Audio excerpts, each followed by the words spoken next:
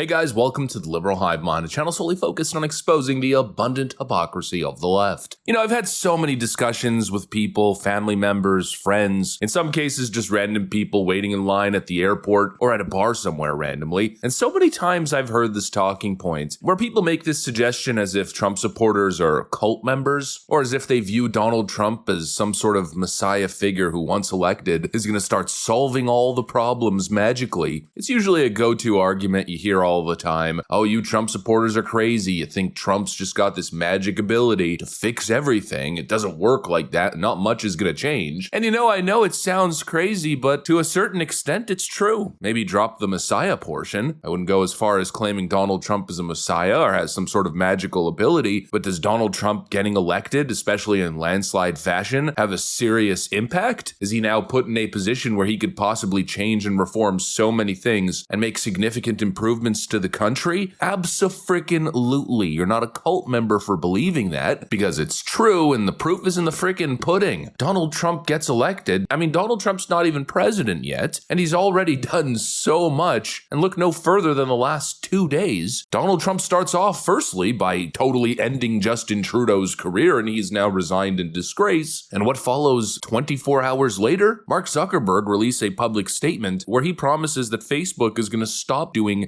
fact-checking work and censoring on behalf of the deep state. Yes, it was exactly that. Vote for Donald Trump and the world will start to heal almost instantaneously. This is exactly what we were saying, and it's not because Donald Trump is some sort of magical cult leader. No, quite to the contrary. It's because he's the first politician in my lifetime who seems like he actually wants to go to battle for the people. Let's talk about this momentous occasion. I mean, Donald Trump continues to make history. But anyways, let me show you guys what's going on. Let's make the point. We got some stuff to get into, so let's roll the tape. All right, folks, so pretty much like I've been saying, I mean, everything just seems to be working. We're seeing slight de-escalation in the Middle East. Slowly, people are coming to the table in Eastern Europe. Canada's totally folded. The Mexican president is totally folded. You know, in a way, it feels almost like the Trump mandate is less of a domestic mandate and more of a global mandate. He's just having such an impact. It's the message of him getting elected in the first place that's sending such a clear and resounding message across the board. And now even Mark Zuckerberg, I guess, is admitting defeat. It's time to get back to our roots around free expression on Facebook and Instagram.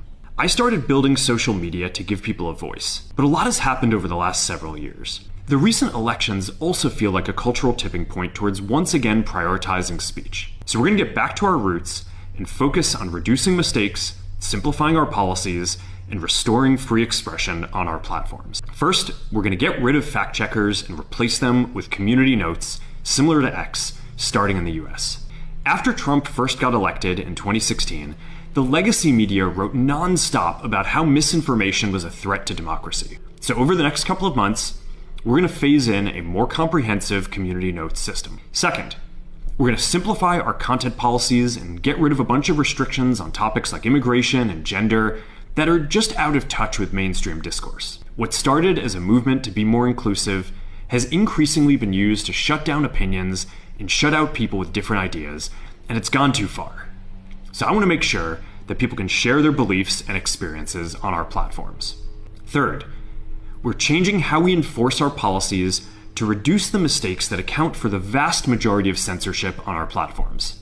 We used to have filters that scanned for any policy violation. Now, we're going to focus those filters on tackling illegal and high-severity violations. Fourth, we're bringing back civic content. For a while, the community asked to see less politics because it was making people stressed. So we stopped recommending these posts. But it feels like we're in a new era now, and we're starting to get feedback that people want to see this content again. So we're going to start phasing this back into Facebook, Instagram, and Threads while working to keep the communities friendly and positive. Fifth, we're going to move our trust and safety and content moderation teams out of California, and our US-based content review is going to be based in Texas. Finally, we're going to work with President Trump to push back on governments around the world that are going after American companies and pushing to censor more. It is time to focus on reducing mistakes, simplifying our systems, and getting back to our roots about giving people voice.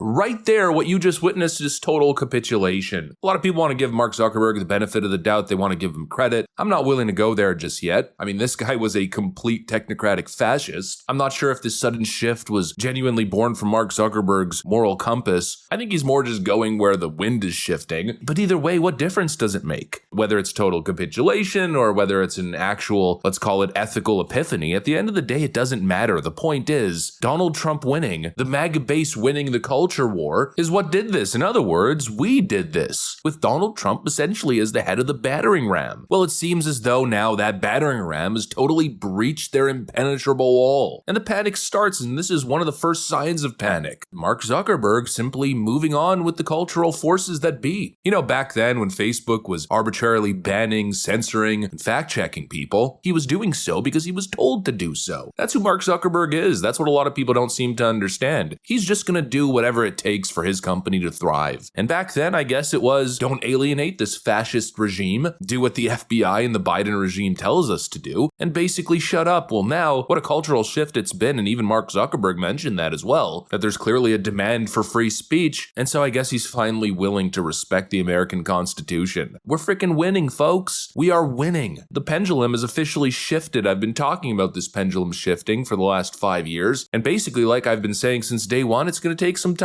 And well, I gotta tell you, it feels pretty damn good, because it seems as though the pendulum shifted quite early this time. And now one thing's obvious, we are in total control, and I think what's cool, beyond taking control of the culture, is that it feels like one big victory lap. You know, for the last 9 years, they've been calling us conspiracy theories. They've been saying we're wrong, we're liars. There's no anti-conservative censorship happening on online platforms. That's not actually happening. That's a conspiracy. I mean, frickin' Mark Zuckerberg himself testified in Congress that it wasn't happening. Well, now I guess the cat is totally out of the bag, as Mark Zuckerberg admits it all. He literally admits it all. We were censoring conservative information. It was happening unfairly. One side was being targeted, and that ends today. He frickin' admitted it all, exactly as we laid it out. That's what's so interesting. You know, the theory, the suggestion has always been that there's a bunch of green-haired SJWs who've co-opted the Trust and Safety Department, and they're going around nuking conservative voices. That's what we've been saying.